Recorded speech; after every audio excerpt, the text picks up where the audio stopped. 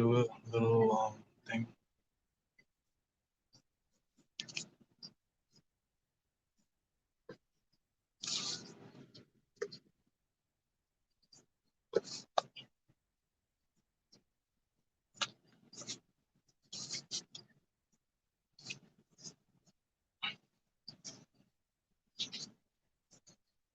This fucking sun is bad.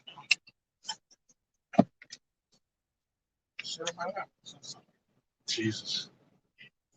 Well, I'm gonna go see something real quick in the trunk. Maybe the trunk will be a little bit better. Yeah.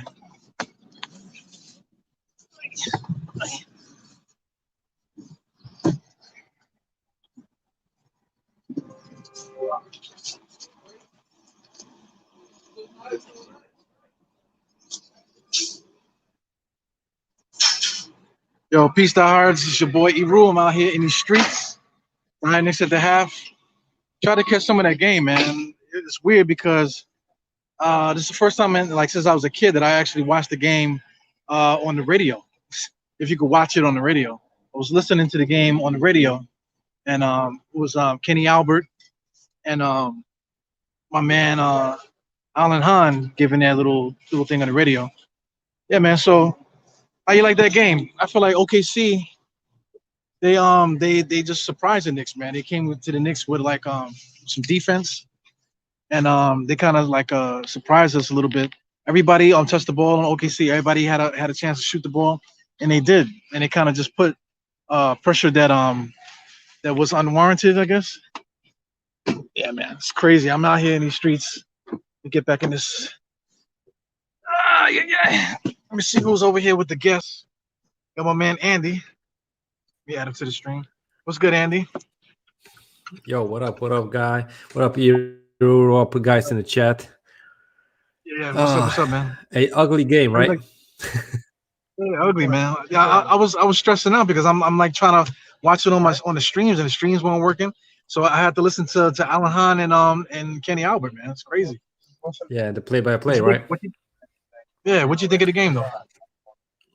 Bro, the first quarter was so ugly. I was watching, and my wife was watching with the kids. Was rewatching the family photos, and I was like, okay, I'm watching the game, but I'm just taking a peek here and there.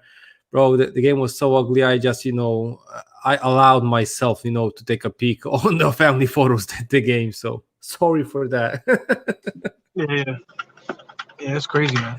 Well, I thought the beginning of the game they just kind of like took the Knicks by surprise. The Knicks they don't have any stars really.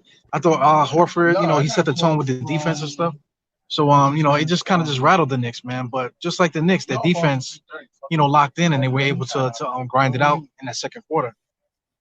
Yeah, and this is one of these games that when one team hits every bucket, they basically take every shot, and the other is like and they're trying not to panic, but you can feel the panic. The coach is taking a timeout and saying, "Okay, don't panic. It's only like a 5-7 point game," and the guy's like, "Okay, it's 5-7. We got time," but you see them shaking, and you saw that for a bit with the Knicks.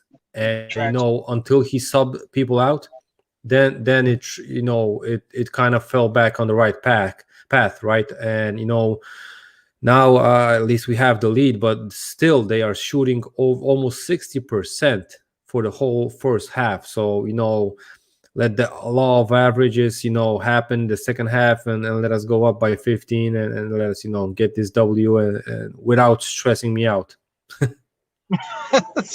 But that's stressing me out too, man. Because I don't think I could listen to Alan Hahn and these guys on the radio for like a whole game, man. Yeah, man. Yeah. So what do you think the key is, bro?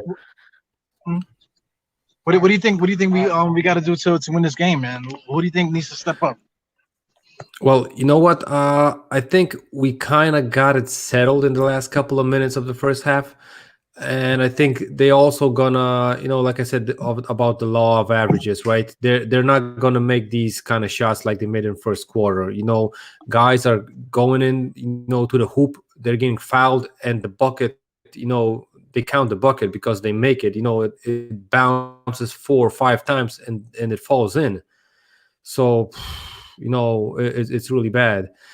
For us, like luck, we don't have the luck, and the OKC Thunder have all the luck in this game. And a couple of our guys, Frank, the first one, he had two stupid ticky-tack fouls that were costly because he had to sit on the bench. Luckily, IQ made some shots.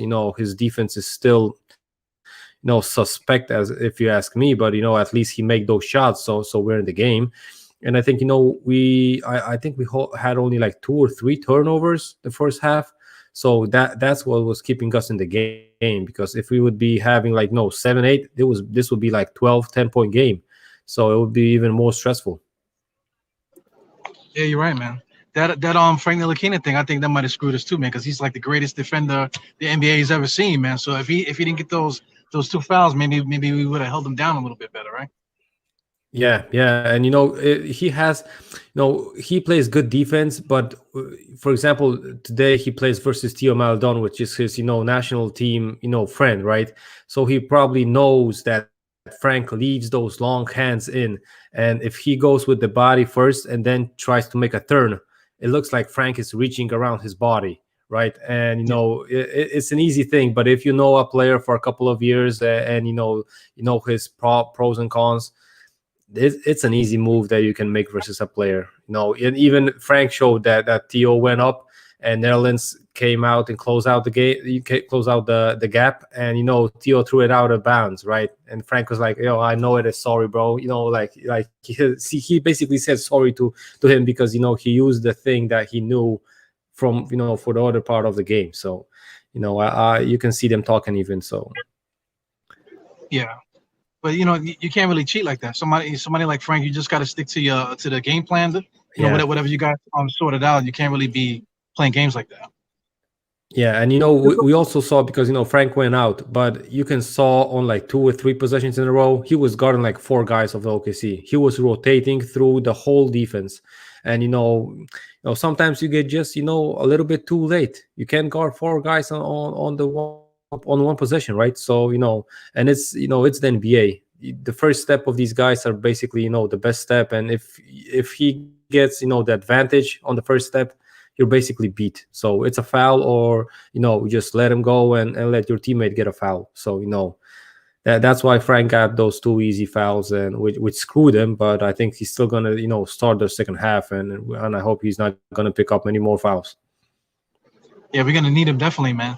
Our defense. I would say our holes in the defense. We're kind of doing the stuff that we used to do back in the days with Richard Jefferson and stuff like that. How the guys used to be sleeping down in the paint, and then they got to run way out to get out on the shooters and stuff.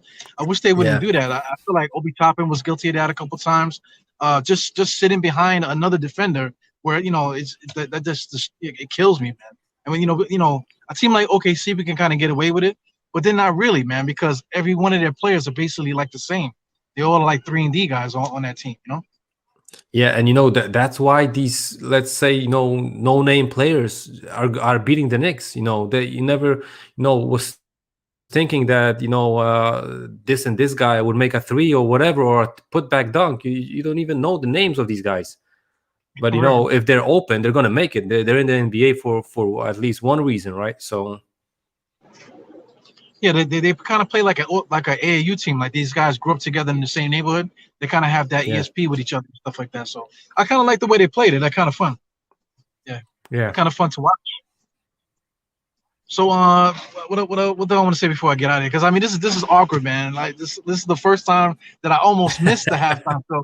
So it's like kind of bugged out a little bit. But I'm gonna close it out a little early, man. You got any like closing remarks about this half?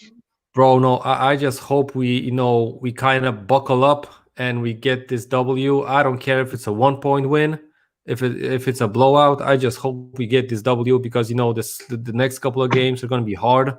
So let's get this W, have that 1 game cushion, and go on from there. So yeah, man, we definitely, like you said, we definitely don't need to be stressed out today about a game like this, man.